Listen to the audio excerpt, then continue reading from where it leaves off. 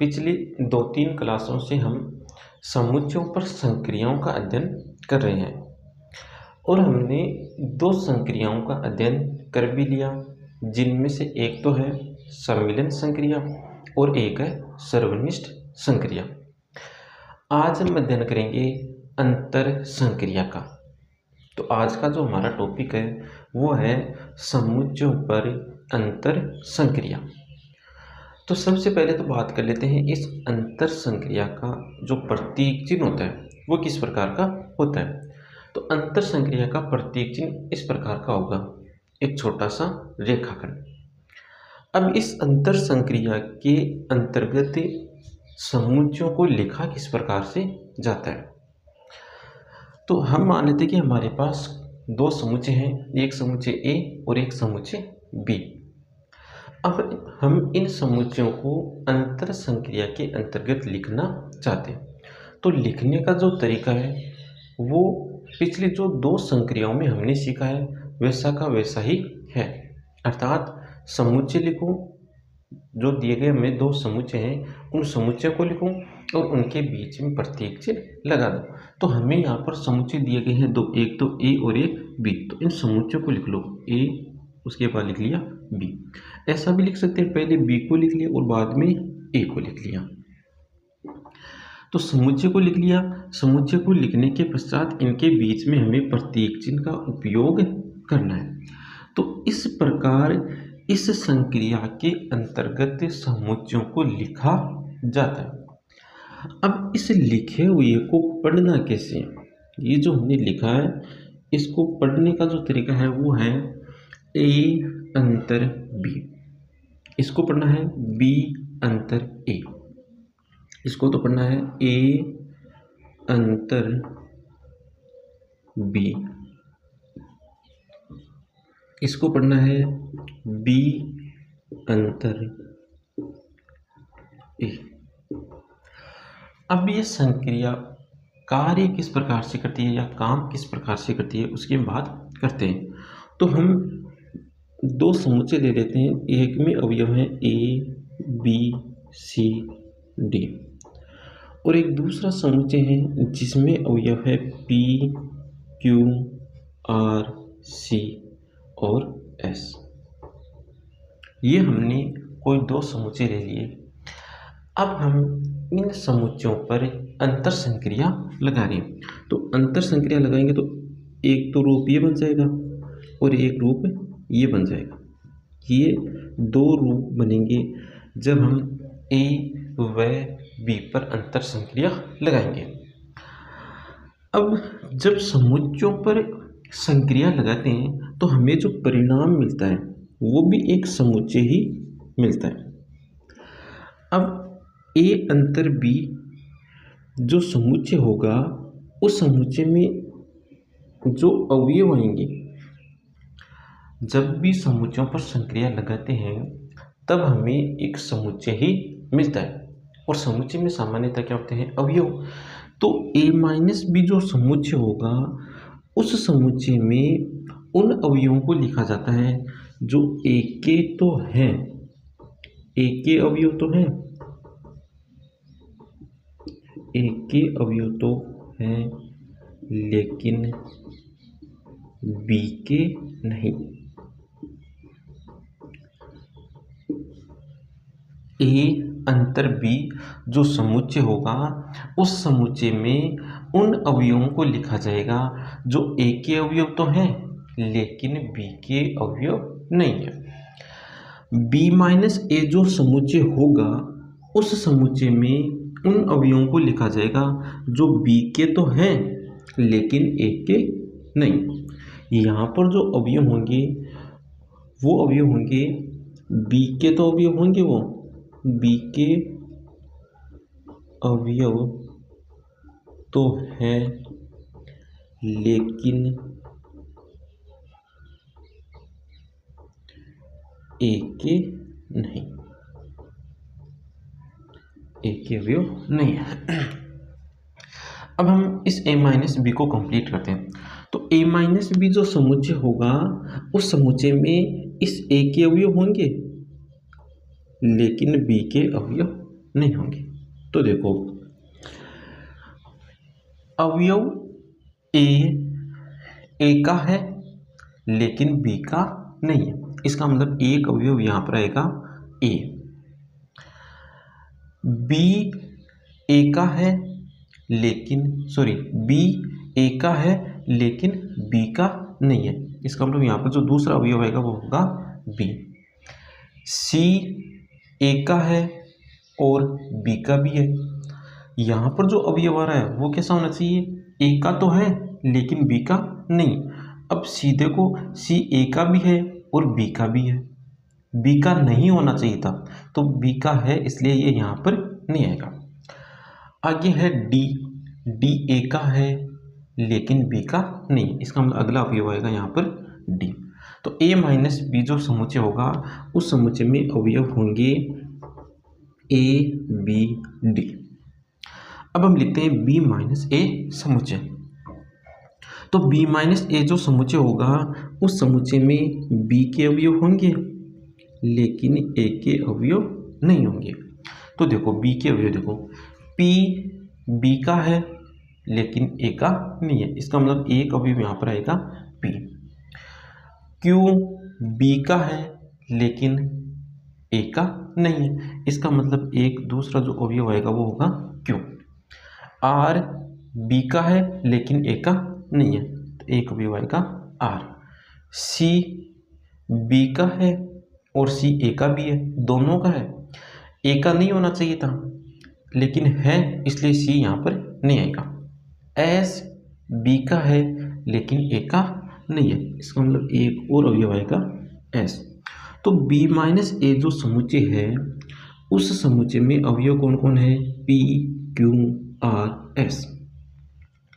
तो ए minus B जो समुच्चय था उस समुच्चय में उन अवयवों को लिखा जाता है जो ए के हैं और बी के नहीं, या ऐसे कह दो कि ए के अवयव हैं लेकिन बी के अवयव नहीं। यहाँ पर जो हमने बात सीखी है वही बात परिभाषा में लिखी हुई है।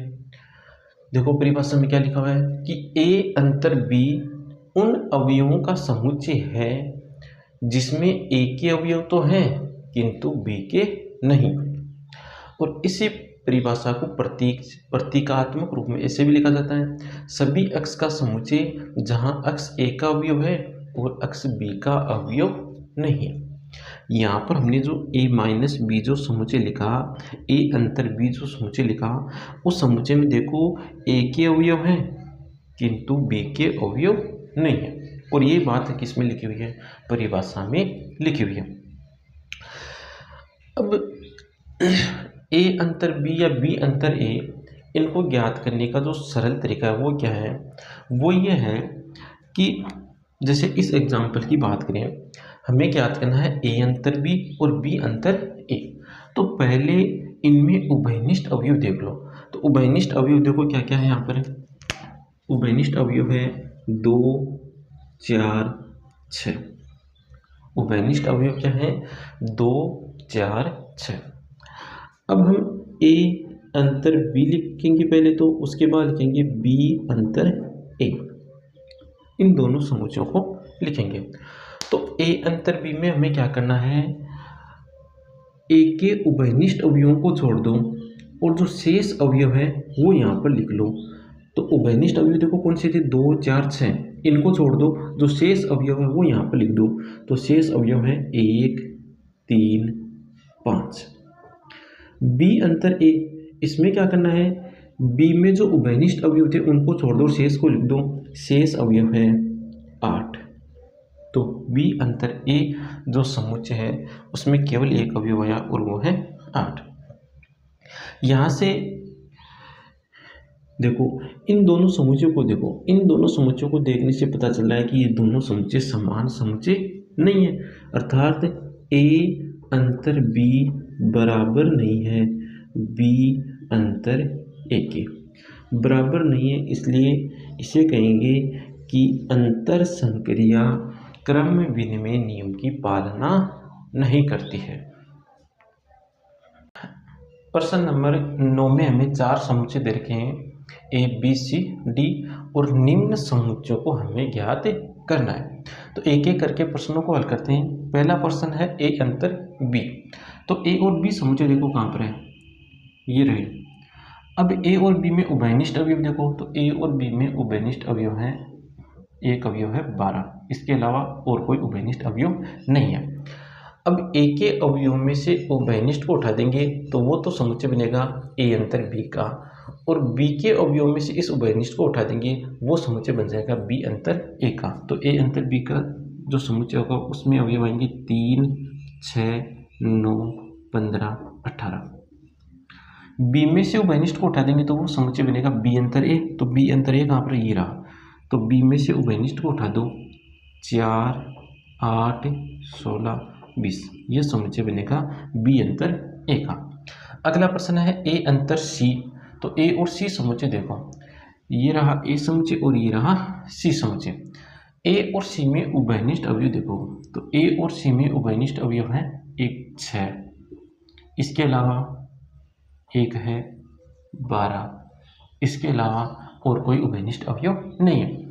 तो एक के अवयव में से इन उभयनिष्ठ को उठा देंगे, शेष जो अवयवों का समुच्चय होगा वो होगा ए अंतर सी का, और सी में से इन उभयनिष्ठ को उठा देंगे तो जो शेष अवयवों का जो समुच्चय होगा वो होगा सी अंतर ए का। तो ए अंतर सी लिखते हैं, तो ए में से उभयनिष्ठ को उठा दो, तो 3, 9, 15, 18, ये आ गया ए अंतर सी। सी अंतर ए क्या होगा देखो, ये रहा सी अंतर ए। तो सी में से उभयनिष्ठ को उठा दो, शेष का समुच्चय बना दो, 2, 4, 8, 10, 14, 16। अगला है ए अंतर डी। तो ए और डी समुच्चयों में उभयनिष्ठ अवयव देखो, ए और डी में, तो ए और डी में उभयनिष्ठ अवयव है 15। ए में से उभयनिष्ठ को उठा देंगे तो वो बन जाएगा ए अंतर डी का, और डी में से उभयनिष्ठ को उठा देंगे वो समुच्चय बन जाएगा डी अंतर ए का। तो ए अंतर डी समुच्चय लिखते हैं। ए में से उभयनिष्ठ को उठाओ तो 3, 6, 9, 12, 18, ये आ गया ए अंतर डी, और डी में से उभयनिष्ठ को उठाएंगे तो वो बचेगा डी अंतर ए समुच्चय। तो 5, 10, 20, 5, 10, 20। अगला प्रश्न देखो बी अंतर सी। तो बी और सी समुच्चय कहाँ पर है, ये रही। इनमें से उभयनिष्ठ अवयव देखो, पहले तो इनमें उभयनिष्ठ अवयव है, एक तो है 4, एक है 8, एक है 12, एक है 16। बी में से उभयनिष्ठ को उठाएंगे तो वो समुच्चय बनेगा बी अंतर सी का। सी में उभयनिष्ठ अवयवों को उठा देंगे तो शेष अवयवों का जो समुच्चय बचेगा वो बचेगा सी अंतर बी का। तो बी अंतर सी लिखते हैं। तो बी में से सी के बी में से उभयनिष्ठ अवयवों को उठाओ तो शेष अवयव बचा 1 और वो है 20। सी अंतर बी ये रहा। तो सी में से उभयनिष्ठ को उठाओ तो 2, 6, 10, 2, 6, 10, 14। अगला प्रश्न है बी अंतर डी। तो बी और डी समुच्चय देखो, इनमें उभयनिष्ठ अवयव देखो, बी और डी में उभयनिष्ठ अवयव है 20। तो बी के अवयवों में से उभयनिष्ठ को उठा देंगे, शेष अवयवों का जो समुच्चय बनेगा वो बनेगा बी अंतर डी का। तो 4, 8, 12, 16। डी में से उभयनिष्ठ को उठाएंगे तो वो बनेगा समुच्चय डी अंतर बी का। तो डी अंतर बी ये रहा, इसमें अवयव आएंगे 5, 10, 15। अगला प्रश्न है सी अंतर डी। तो सी और डी समुच्चय देखो, ये रहा सी और ये रहा डी। इनमें उभयनिष्ठ अवयव देखो, तो इनमें उभयनिष्ठ अवयव है 10। तो सी में से उभयनिष्ठ को उठा देंगे तो वो समुच्चय बनेगा सी अंतर डी का। डी में से उभयनिष्ठ को उठा देंगे तो वो समुच्चय बनेगा डी अंतर सी का। तो सी अंतर डी लिखते हैं। तो सी में से उभयनिष्ठ को उठाओ 2, 4, 6, 8, 12, 14, 16। डी अंतर सी। तो डी में से सी के अवयवों को उठाओ तो 5, डी में से उभयनिष्ठ अवयवों को हटा दो तो 5, 15, 20, 5, 15, 20। इसी प्रकार इस एग्जाम्पल को हल करना है, तो ये एग्जाम्पल आपको स्वयं को हल करना है। तो आज की क्लास में इतना ही, आगे के शेष प्रश्न करेंगे हम नेक्स्ट क्लास में।